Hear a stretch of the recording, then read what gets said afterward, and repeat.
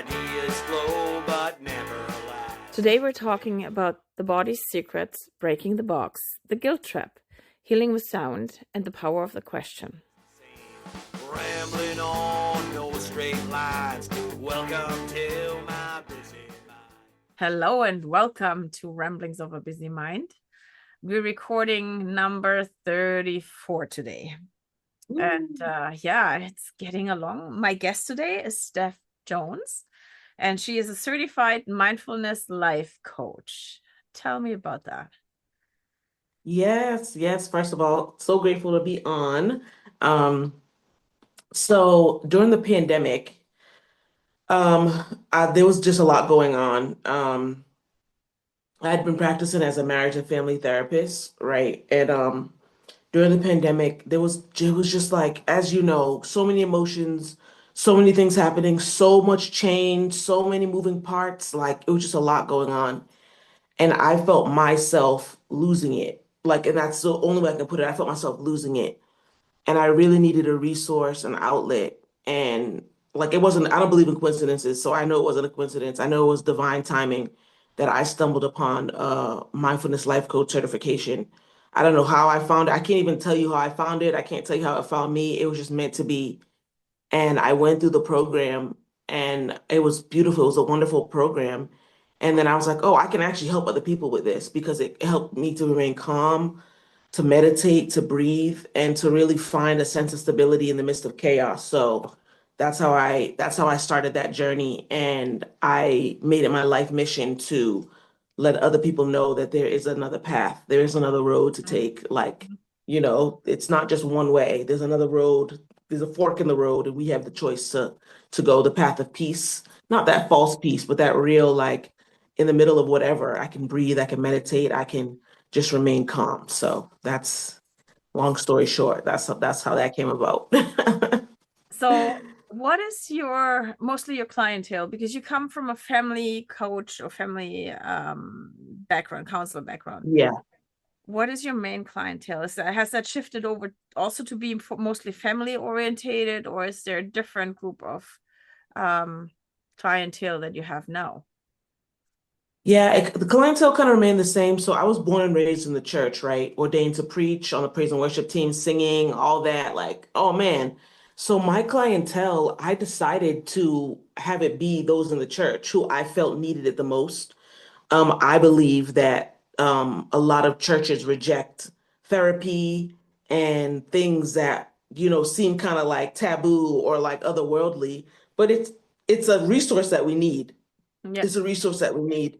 And I think sometimes we focus so much on the spiritual side that we forget that we are physical as well, and our mental and our mind needs to really be taken care of. So I made it my mission to bring what I know to the church, to those who go to church, who say they have faith, they believe in God, the Most High, all that, because I come from that world. Yeah. And now I have a different key to open and unlock. I said, wait a minute, my clientele is right there. Yeah. And so I was able to do a lot of workshops in churches and really allow people to see that mindfulness isn't just some guru sitting on a mountain saying, as many people would think it to be, right? Because that's just a common thought. It's actually taking the time to be aware, to be alert, really to breathe, to meditate, to stay present where you are. Everybody needs that, no matter what your religion is, no matter where you are in life. Just as a human being on a base level, we need that. So that's my clientele. I'm chuckling because it's so funny how to say that right.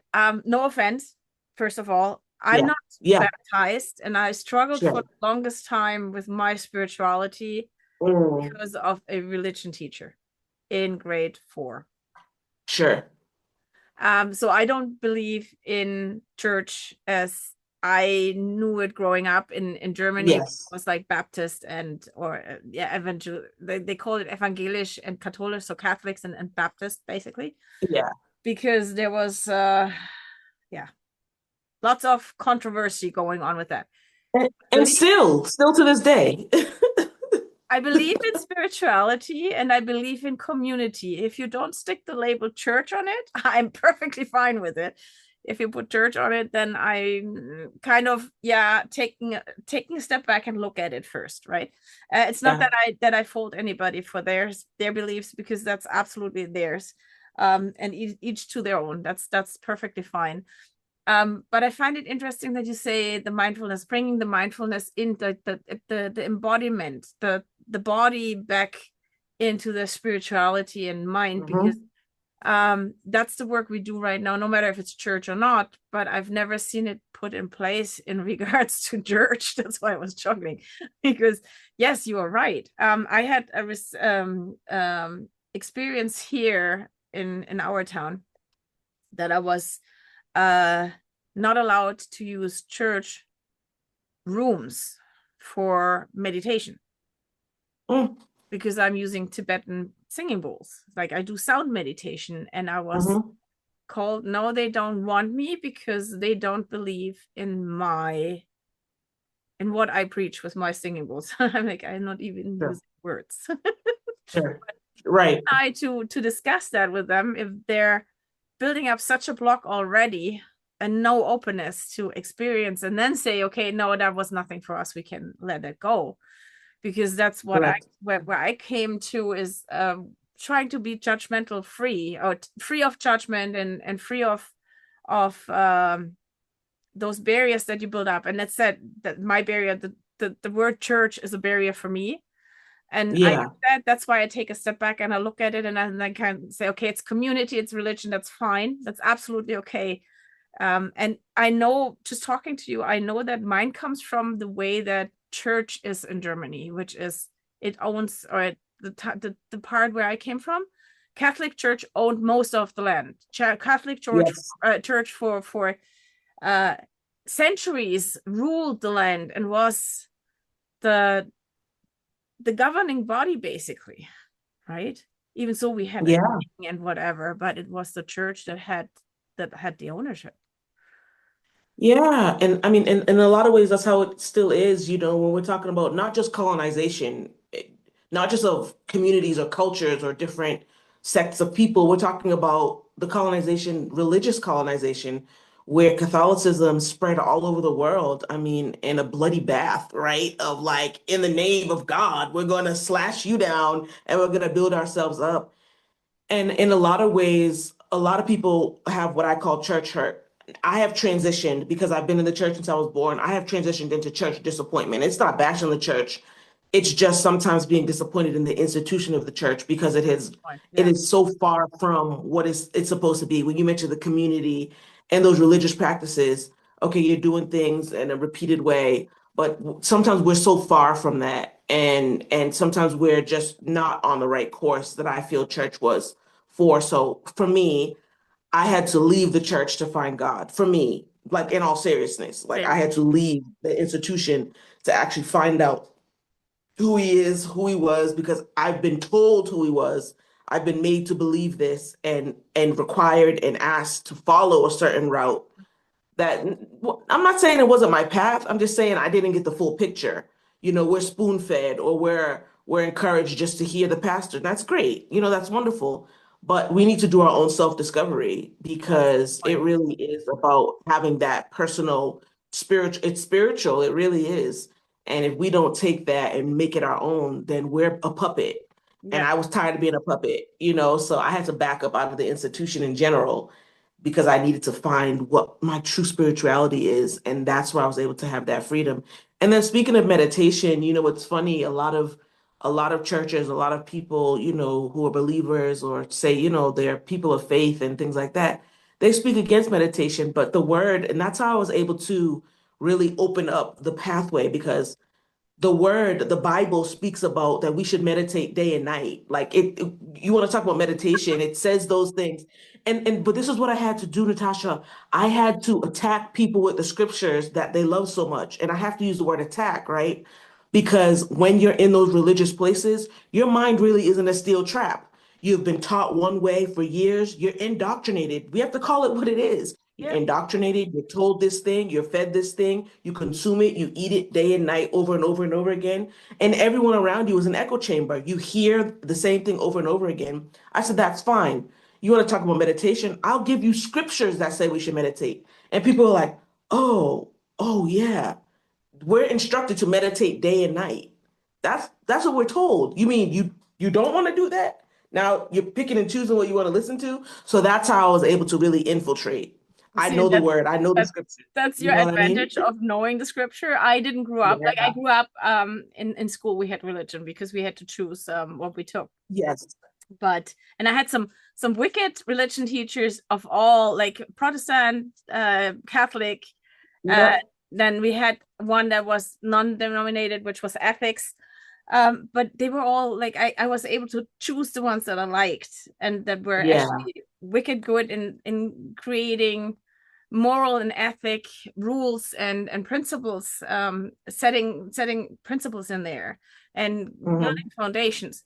While the religion teacher that I had in grade 1 to 4 was not working for me. And Yeah. she was Protestant. She was the wife of a pastor, and she Mm. was the meanest person on God's earth. So, I was about to say, I know she was mean. Like even before you said it, I know she was mean. I know it. but it's interesting how an institution, and that's how I usually voice it. I have an issue with the institution church, right? Mhm. How an institution can create the boundaries for us to evolve and thrive and become how we can be instead of how they want us to be. Correct. And it doesn't Correct. matter if That's how that's church or work or or work. Something else in society. It's homeowners just association, whatever you want to call. Anywhere you have an it's just institution, it's like no, you have to follow, and it's usually the individuals that rule in that institution that set the boundaries and keep them limited. correct. It's true. And you're it's almost like you're boxed in, Mm-hmm. you know. And I've never been one to fit in the box. You Yeah. know, I'm the youngest of five children. You can ask my parents. I'm the wild child. I'm free. My spirit is free. I go like the wind. You know, I want to pick up and go somewhere I go. I do that. You can't box me in, and so that's why those spaces never really worked for me. You know, like if you want me to just be a cookie cutter or you want me to just be a robot and follow everything, I've never felt comfortable doing that. I've always rebelled against that, you know, because it just never felt.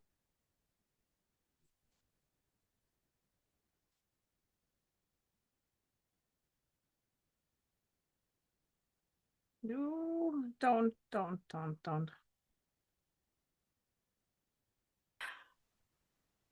So short interruption happens. Internet falls and fails us.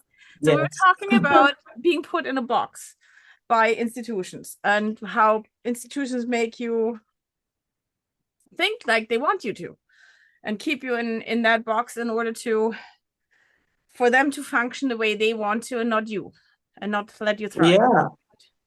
Yeah. They make you conform whether you want to or not, and or unless you say, I actually don't want to be in this box. And that's how you become an outcast or exiled or excused from somewhere, right? Not because you're a rebellious person, just because you want to use your own mind or you want to think your own thoughts. I have had an interview last week, no, podcast recording last week with one of my guests.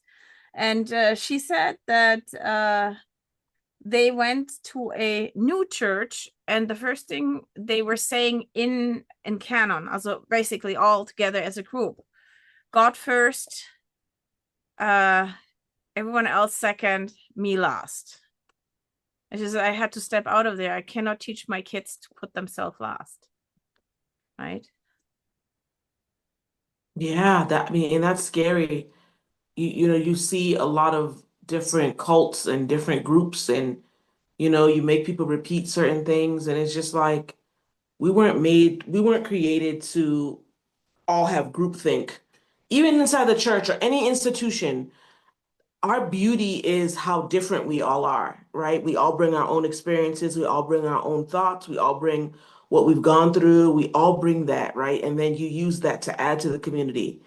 But like I mentioned, earlier with the echo chamber, if everybody just has the same experience, everybody has the same thoughts, that group think, man, that's something deep because you convince a group to think the same way, and that's it. I mean, we see that we see that in politics currently, we see that everywhere. We on every side, whether it's blue or red, donkey, elephant, we see that on every side that Yeah, and the groupthink the is the plague.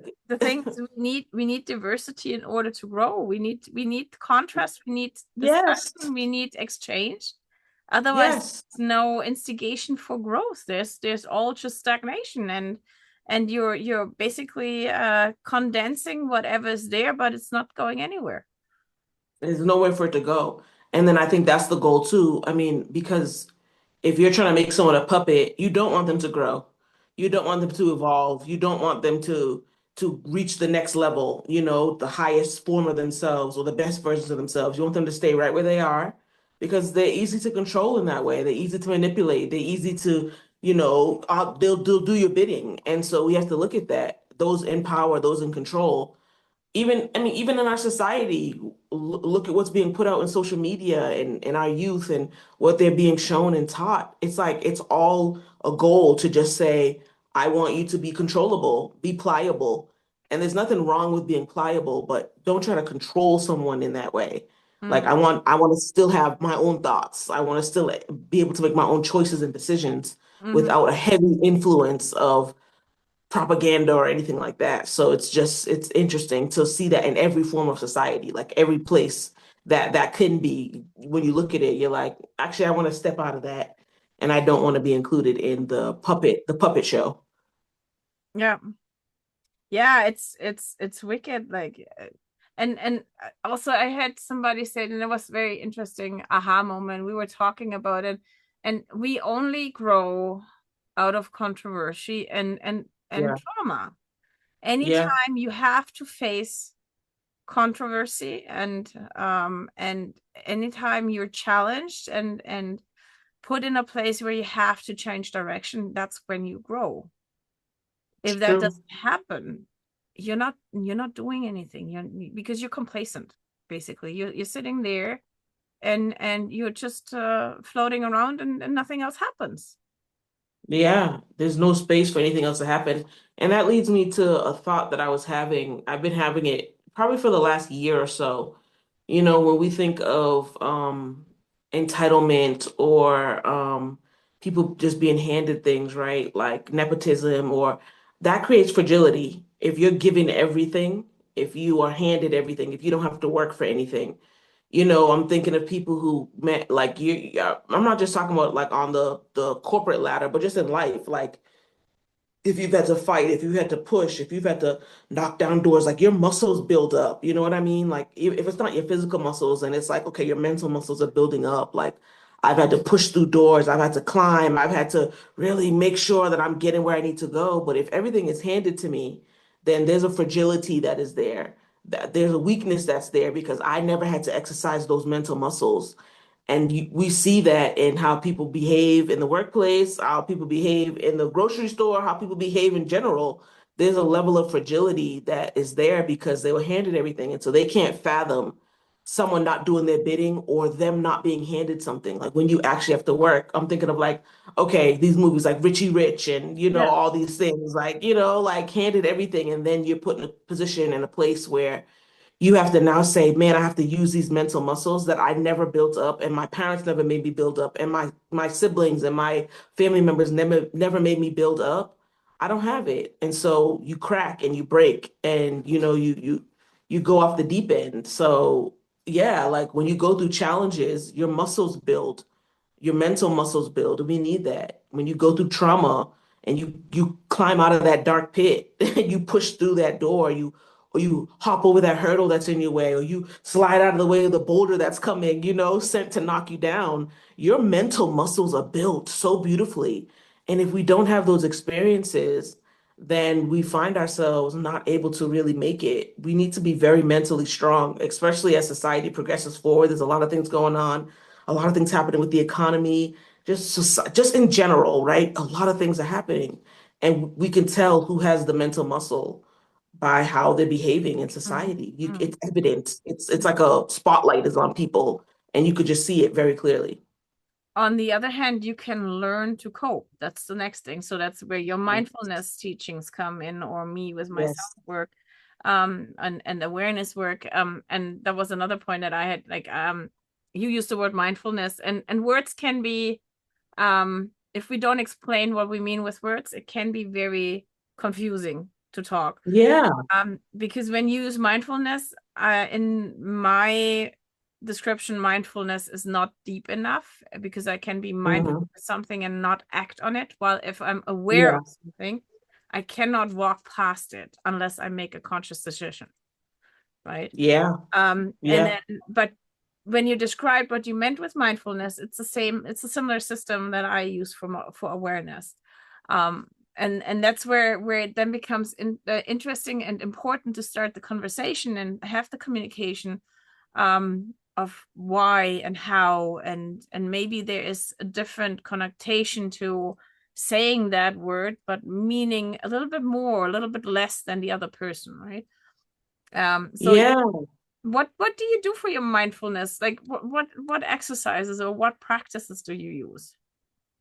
Yeah, you mentioned one of my favorite words, awareness. It is hard to overcome things that we're not aware of. I think there's a couple steps, like you acknowledge, you're aware, and then you take action. You know what I mean? So, in my sessions, I use a lot of visualization. I like to open up with visualizations. Once I'm figuring out or finding out or discovering what clients are needing, what goals you're trying to accomplish, what hurdles you're trying to get over, what boulders you're trying to push past, all that, we'll visualize some things that you need, right? And then we have the real conversation of being aware that we're no longer in a state of delusion, that we're no longer gonna just bypass or numb ourselves. The humans are famous for numbing ourselves. Mhm. When something's uncomfortable, we'll just go to another realm. We'll just space out or numb ourselves. Ignore it. We don't have to do that anymore, right? Like it's just awareness allows us to come back into our own bodies, to feel our own bodies, maybe for the first time in a very long time, and that can be a daunting, scary place. So really holding people's hand in that. So the visualizations of what you want to do, if you need to declutter your mind, if you need to visualize seeing yourself in a different position, like work-wise, or you want to see yourself in a healthy place, we visualize, but then we're very aware. We have the conversations of awareness. What are we becoming aware of? And then what do we need to take action with? Because if you're aware of something and it's just sitting there, great, awesome. Yes, be aware of it. But if you're just sitting with the awareness and no action is taking place, then you're almost going right back to where you were. And you might be even more frustrated because now you're aware of it with no Mhm. steps to Mhm. either correct it, to mend it, to adjust it, to fix it, to fit your life. You know Mhm. what I mean? So that's kind of the things I do. And then I definitely incorporate breathing. You don't realize how much you're holding your breath or how much you're not breathing or how much you're just holding it all in until you give yourself the space to breathe, to just sit and breathe. And I say, if you can breathe, then you can relax. That's how I always frame it. If you can Yeah, breathe, you can it's so relax. easy. Like we have, or I have a practice where when I start working with a client in person Yeah. or even online like this, Yeah. I tell them to breathe into their belly, and usually I stand behind you if we're in person and put my hands on your shoulders. Breathe into your Hmm. belly, because that brings you all into center. It brings you all back to yourself. Everything that's frazzled outside comes back to yourself. And then breathe out of your feet, which just means you're Hmm. directing the energy out of your feet, which gives you the grounding. And then all of a sudden, with the second, third breath, all of a sudden, shoulders drop. Yeah, you can see the visible relaxation, and I use something similar. I do the in through the nose, out through the mouth, right? But I say I want to hear it. Like I want you breathing so deep that it can be heard. But I also let people know that when you're breathing, it's a reminder to your insides and to the atmosphere around you what you want. So you're inhaling what you want, exhaling what no longer serves you. You know Mm-hmm. what I mean? That's how I Yeah. feel. You're Yeah. taking in what you need, and then much like oxygen, right? You're taking in what you need, and then you're releasing that carbon that's no longer serving you. So you're pushing yourself away from that. And so you can see the relaxation and you can see just oh man, and you wonder how long has it been since you have taken a breath. We breathe every day. We're breathing now. We if we weren't, we'd be dead. Like we'd be like, oh, just, Questions just falling out. Yeah. But and how conscious we breathe, right? yeah, but it's intentional breathing. Mm. It's intentional breathing and that deep breathing that forces your nervous system to relax, that forces your body to say, let me take a breath and let me take a moment and give myself the space to really be in a state. Basically, when you breathe into your belly, you're using your diaphragm to ease to breathe, Mm, which actually yes. shifts all your organs. So you're Yeah. actually getting an organ movement in, which is again, Yes. and then just the lungs, um, and that will create a different flow in your body, creating different energy flow too. And Yeah. interesting, there are so many things like we use. I come from the bioenergetic wellness world, so we used to be specialized kinesiology and had controversy with the word kinesiology in Canada and switched to Mm, bioenergetic wellness. And that all of a sudden opened the playing field from the study of the muscle and the movement to we're energy entities that are interacting with each other and with our correct. surroundings. And while I still was in that concept, I now learn not only that yes, you can hold the neurovascular points up here, which is specialized in Yeah. touch for health. So you cannot you hold neurovascular points, which is points that react to your pressure by directing blood flow. So we have an exercise that's called that's not ESR, but basically it's ESR is emotional stress release. So you put your hand here and you're Mm, holding the mhm, neurovascular points in the front, and that mm, directs blood flow to the front brain. So if you're in mm. fight or flight, if you're emotional, panicky, you're going into rational mode, which is what Yes. you do when you write a test. How do you sit when you write a test? You usually sit like this and then you write. So you're Yes. automatically holding those points, creating the blood flow, drawing the blood to the front. But the other part is if you go to the back, when somebody's over rationalizing and rambling and rolling, like the brain doesn't shut off, you can put the hand in the neck and it will bring the flow to the limb. Sorry. Wow. It's No, it's fine. Hi. Hi. You attention. wanna you wanna be on? You have something to say? When you hold the neck, then it goes into the back. So it brings you into emotional out of rational, and then you cannot think and you You cannot. cannot.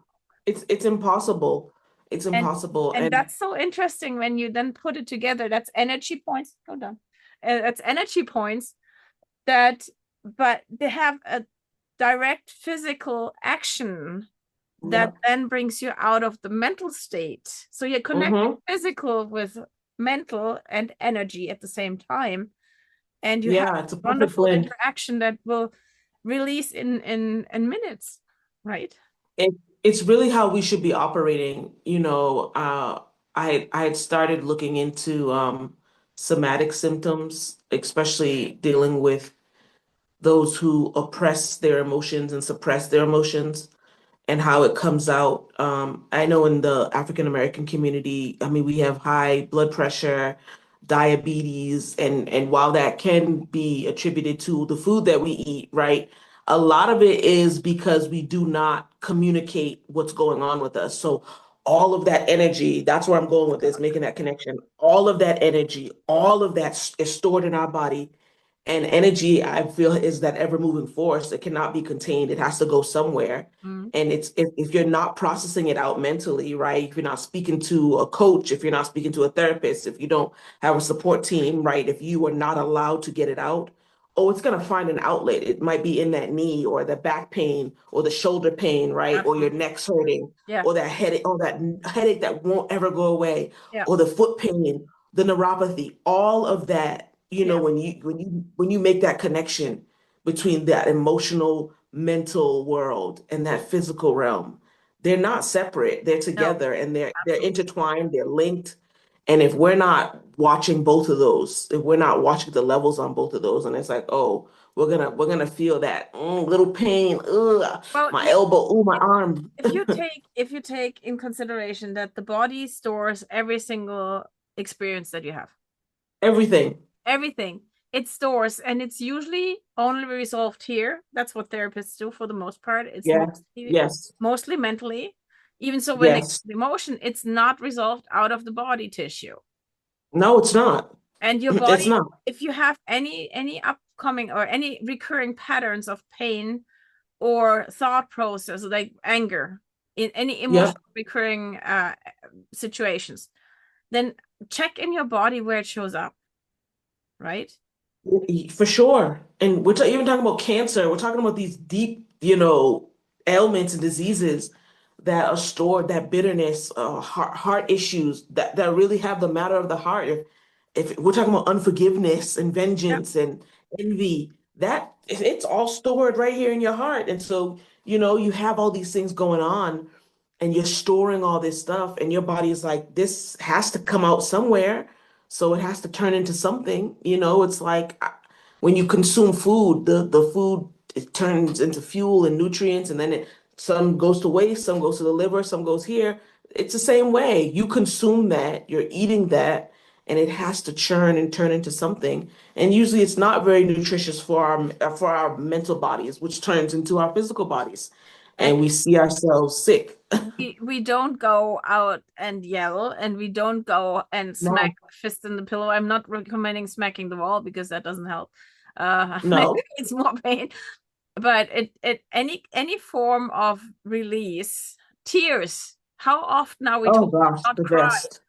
But tears Yeah, I'm gonna is hold it a in. huge I'm gonna hold release. it in. Yeah, no, and so like tears are such a great release of pent up energy. It just washes Wonderful. away. And every time we're told, oh, don't be like that, don't cry, don't tear up. You got to be strong. You can be strong and in tears. That's Yeah, feeding each other. we really do people a disservice. And I'm thinking just, we tell our little boys not to cry.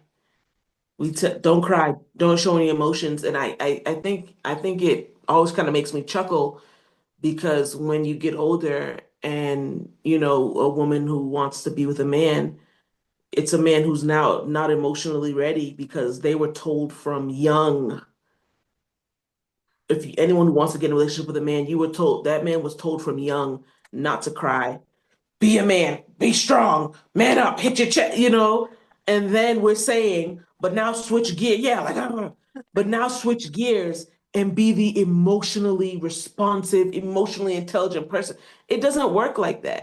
Yeah, But it goes the same for those who have been suppressed and oppressed in their childhood as well, right? yeah. That you were never really allowed to show your emotions. That goes for anyone. You were never really allowed to show your emotions. You were never really allowed to get your emotions out. Anytime you did, you were called dramatic or overdoing it or you're too much. So what do you learn? You learn to oppress, you learn to push that stuff down. Then when you want to have a good social group, friend group, that's probably not going to be existent. When you want to get a relationship, that's probably not going to happen either because you're so used to not expressing your emotions and nobody wants to be in a relationship with a robot. So you end up saying, "Oh, I'm just going to be by myself," because if you're not getting the help, if you're not taking the next steps to really unlock yourself, then you're good. It's going to be a lonely world. Or you'll say statements like, "There's no good people out there," or "There's no one out there for me," and it's like you're damning yourself.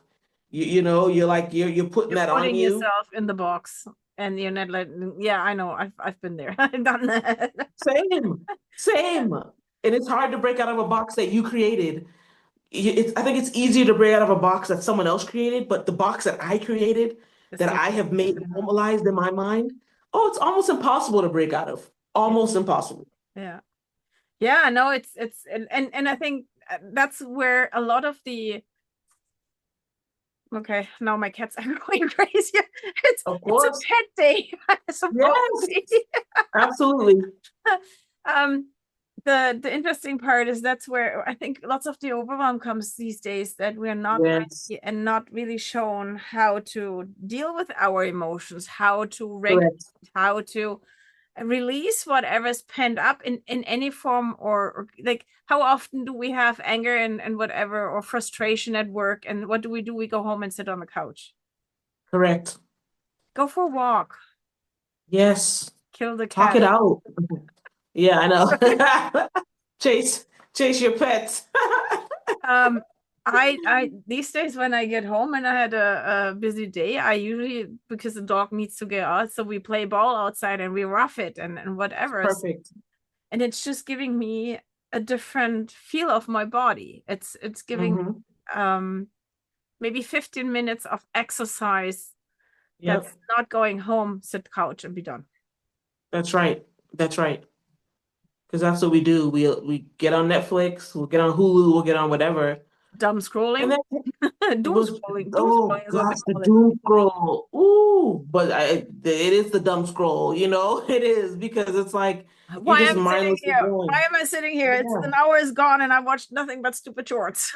Nothing. And then, that's a whole different thing. I think you go into another dimension because there's no way that 3 hours passes and it only feels like 10 minutes. It's light when you start scrolling, and then when you look up, it's dark, and you're like, oh, what happened? You don't remember. You weren't hungry, you weren't thirsty, you didn't hear your phone ringing. So it's just interesting to be in there. And I will be honest, there is a form of self-care in that, right? Where you're just able to take your mind off of it, but it has to be with balance. Like, okay, if you want to go be home, watch a movie, so forth and so on, great. There has to be balance with it though. And if you're doing it just to avoid something, or if you're doing it when you have other options, then yeah, you need to use the other options that will allow you to move your body, even to get out and be in the sun. There's a healing in that as well. Yep. To be out in nature, what it does to our bodies, to see trees and grass and hear the birds chirping, like it does something. And sometimes when we're in those spaces, we become so insulated that we just want to stay inside. I'm guilty of that too. Like we just want to stay inside, we don't want to do anything else. So it's really forcing yourself to get outside because you know it's going to benefit you. Like it's going to be good for your mental well-being. I have no other choice. I have somebody here who says, It's perfect. I need to walk. Having pets is the perfect excuse Yeah. because they need to get out and walk.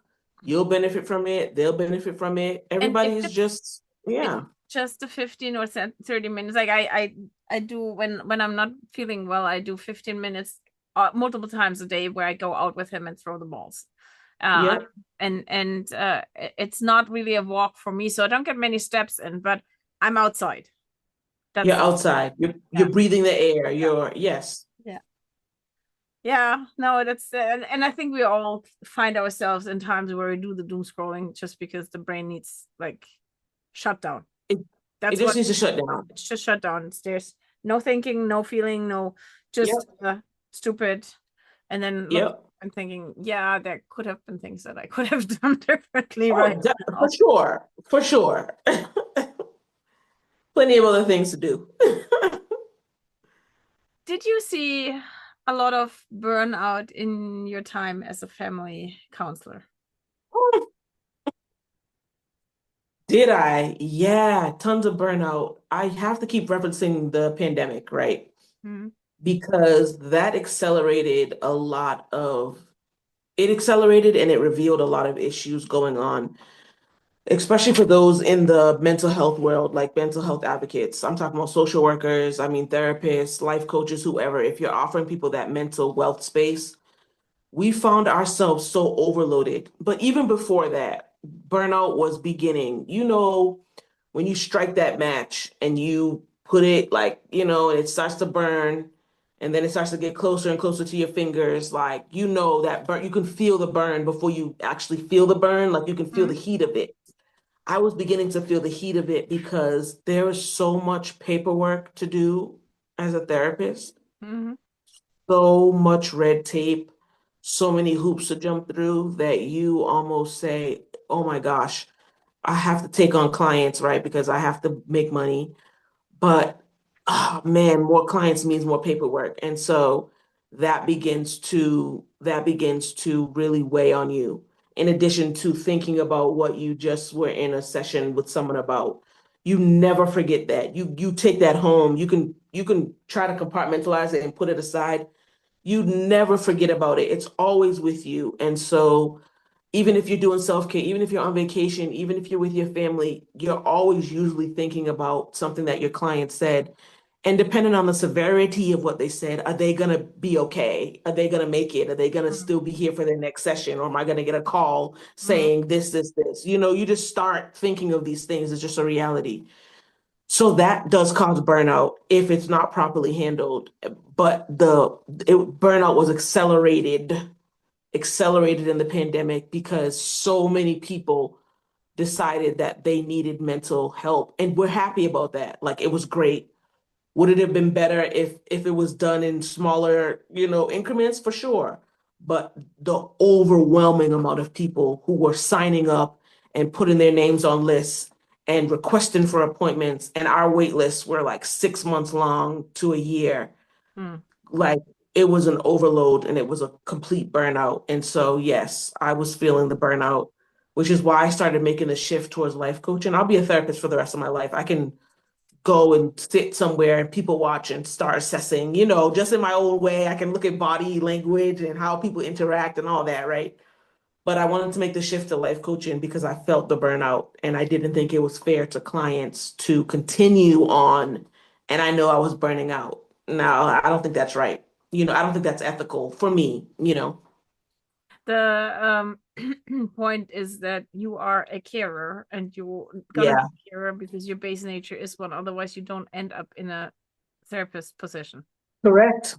Unless you're in it for the money, which there is some No, there's it's some no, people I who are mean, in it for the money, but if you are truly a carer, anybody who starts the profession, be that as coach, as a guide, as yeah, whatever you take, as soon as you care about people, you end up, and usually you end up there because of your own story. absolutely. Absolutely. Absolutely. My own story brought me there. And actually, my family's story, I love my family, but there's a lot of dysfunction, just a lot of things going on.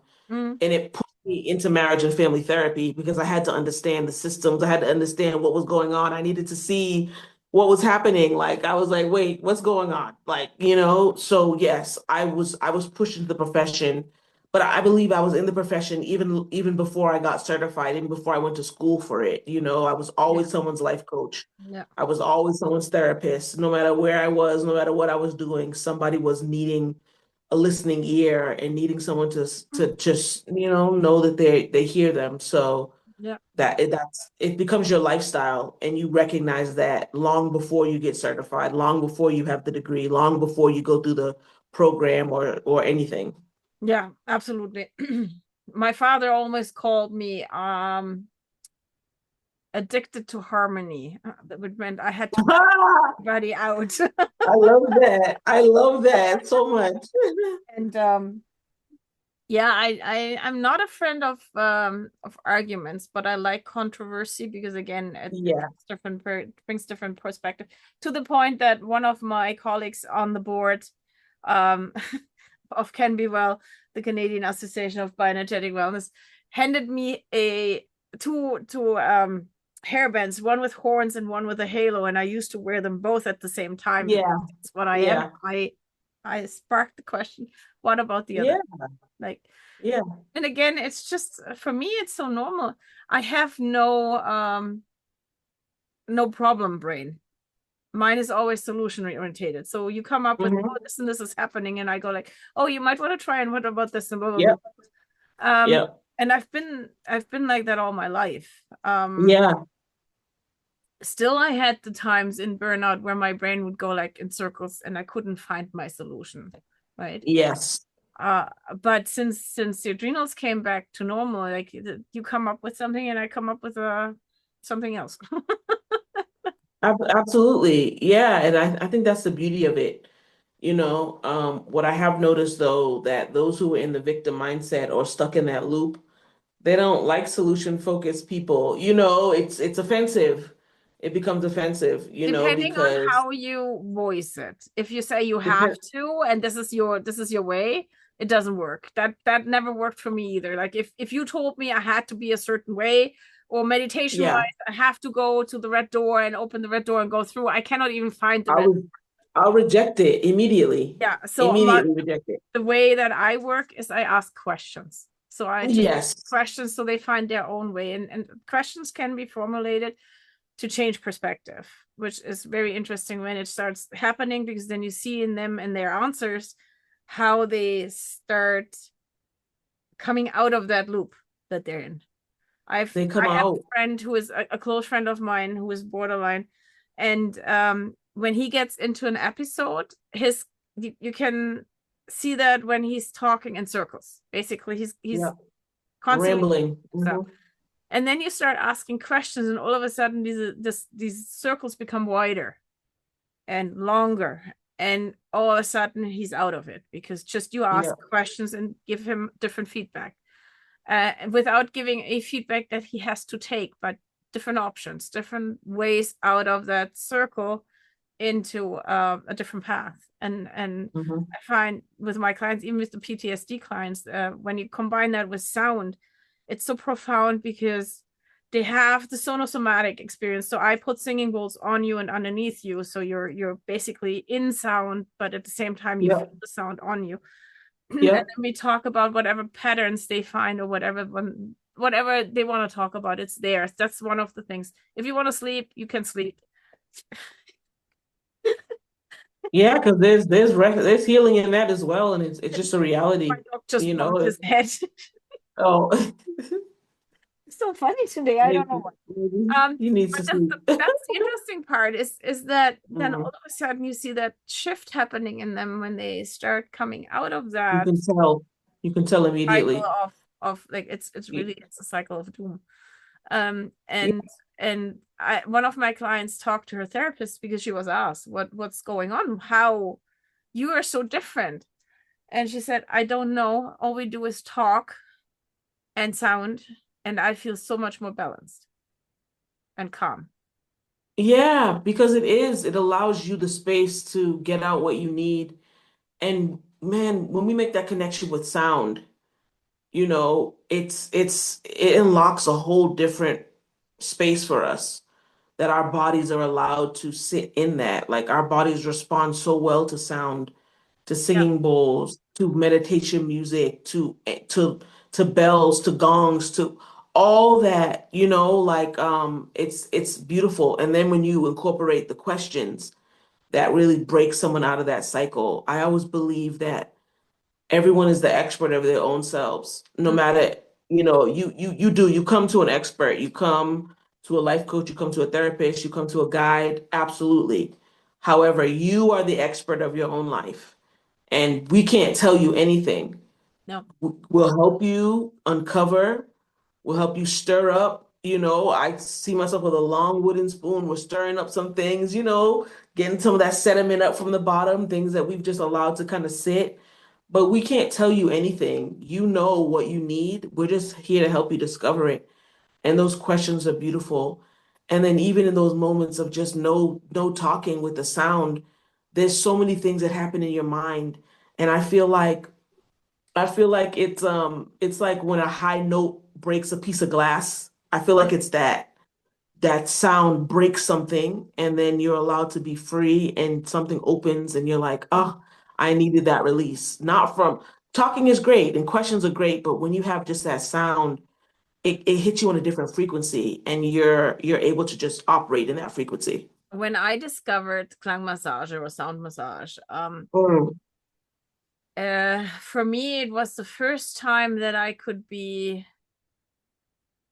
didn't have to be anything else but me, that my brain didn't have to go. And that's the neat thing with the singing bowls. It entrains your brain into the meditative state, and that doesn't allow you to hold on to anything. So thoughts come in, but they can go, which actually with the burnout brain or any mental health challenges, you have to hold on to whatever comes in, and you cannot let it. You have to hold it on. That's right. And in the sound massage, you're just there, you're just being, you have the vibration on you, and you have that sound that's entraining your brain, that gives you an instant relaxation response. Instant. And things come in, and I've had sessions one session where in an hour I had the firefighters go by, an ambulance go by, and a wedding, so all horns and honking and whatever. The lady came out of the massage and she's like, holy crap, that was the best sleep I ever had.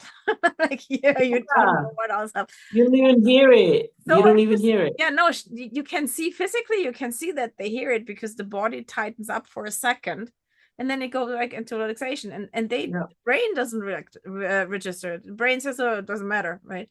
And that's the interesting part, where working with sound becomes so profound, and so easy. And it's not me doing the work, right? It's I just bang, as I said, I bang the bowls, and you guys can just lay there and do your work. But the things that happen are magical. No, that's the best way to describe it. It is, because it allows our body to release in a way that we're actually not encouraged to release. We're not encouraged to release in that way. And when your body's able to do that, it's something so beautiful.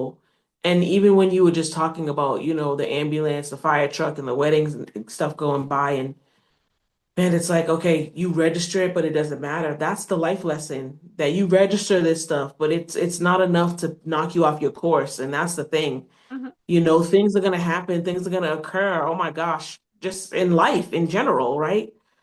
But we are allowing ourselves to say, I don't have to allow this to knock me off my course, that I can recognize that there's an ambulance going by, that there's some type of 5-alarm fire happening, but I don't necessarily need to let that, it's going to take me way over here, or it's going to make me react in a way that is going to set me back, or it's going to take me to a very unhealed space. So just when you were saying that, I was thinking that, like, that's the life lesson, that I can use sound, I can use these tools that I have to say, no, I actually don't want this to take me off my course. I think that's the beauty of mindfulness too. I always say, I'm the pebble in the road, or I'm the monkey wrench in your bike spokes, right? That you're riding along. This is your life journey. You're riding along, and let me be the pebble that knocks you off your bike. And when you get up, you see, oh, there's another path. Like I was mentioning before, wow, I've been going on this path, but look, there's another path. Unless you have that disruption, unless you have something to knock you off, you'll never be able to see that there's another choice. And so sometimes, it's like, oh man, I fell off my bike, or I had to stop for a moment. That's perfect, because now when you open your eyes and you stand back up to start your journey again, you say, you know what, I see another path there. The path that I want to take this path where I'm not allowing myself to be so interrupted by things, that I'm not numb, I'm not ignorant, I'm not living in a space of delusion, but I'm making the choice, the conscious choice. Like, this doesn't have to affect me in such a deep way. I think we're so emotional, so deeply emotional, and it's great to be emotional, but we really allow these things to occur and happen.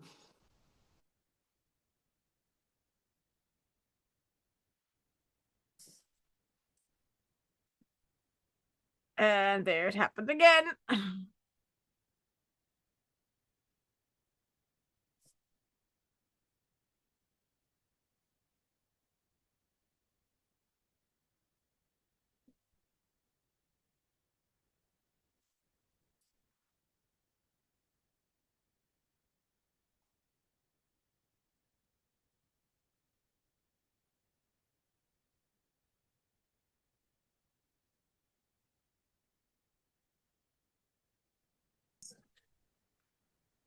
So it's so funny that we started again for the second time, and I forgot recording. So we're now at the third time. Yes, we're back. Third time's a charm. Here we go. But basically, it shows that before it would have been texting, calling, and whatever to find out where you are and what's going on. And now it's just sitting there and waiting till we come back on and not fretting about it. I have to cut a piece out because I don't want to see people, but I want people wait with me. But that's the interesting part. And there is a saying that you cannot do anything about what happens to you, but you can do something about it, and you can choose how you respond. And that's the awareness part. When you're aware of what's going on, and when you're aware if it's yours or not, how much influence you have in the whole situation, then you can choose how you respond, and you can choose what happens next, instead of just going with knee-jerk reaction, like instantly, this is this. And that's what I find so interesting often with people that are stressed out. They go like, the other person thinks about me, blah, blah, blah, blah, blah, blah, blah. You don't know what the other person thinks. So first of all, you have no idea. ask. Take a step back. Don't assume. Take a step back and ask what's going on. What is the difference between us? Is there something going on between us? And then it can be either resolved or not, but at least you know what's going on and you're not assuming, which will bring overwhelm probably because you're thinking the big wrong. time. Yep. The assumptions cause anxiety, and then you have to try to work yourself out of that. And you can really go down a rabbit hole, a never ending, like Alice in Wonderland kind of rabbit hole, where you are just creating all these scenarios. And by the time you're done, those scenarios are your reality. And you just feel like it's just better not to communicate or say anything. When in actuality, those things aren't even real. Yeah. And having that communication and talk, and it just solves a lot of different problems. But we don't do that, and for whatever reason, just scared of confrontation or just afraid of what's going to be said, afraid of taking accountability. All those things factor into it, where we're just like, it's better for me I'm going to create my own reality about that person, and I'm going to run with that, and then that's how it's going to be. True. Very true. I'd say you're not chancing it again for another Let's wrap it up. It's so funny. I never had that happen in 33. Every 33 I had one episode where I had to work on it, but everything else was just run through and then do whatever. So it's interesting. So thank you so much, Steph, for coming in. And I'm sure it's not the last thing we've seen from you. I know I have some colleagues that are interested or might be interested in doing podcasts with you on the topic of family. And I will actually hand your information to her right now. And if anybody else is drawn to work with Steph, just find her information on the bottom in the captions, descriptions, whatever you call that on YouTube. And reach out to her and find her. And good luck for the future. And I hope to see you soon. Thank you. Yes, I would love to be a guest, do a workshop, whatever, talk about family, talk about mindfulness, all of that. I feel like we really form our connections in our communication and how we speak to each other. And I want to thank you, Natascha, for having me on, giving me the space to be on your platform. This was a wonderful conversation, healing, just open, aware, all that, right? So very grateful to have been invited on and looking forward to working with you in another capacity, whatever that looks like. It was a pleasure of having you. Yes, thank you. Spinning fast, ideas flow but never last. Waves of wonder, thoughts untamed, nothing ever stays the same. Rambling on, no straight lines. Welcome to my busy mind. Ideas fade, all the shine.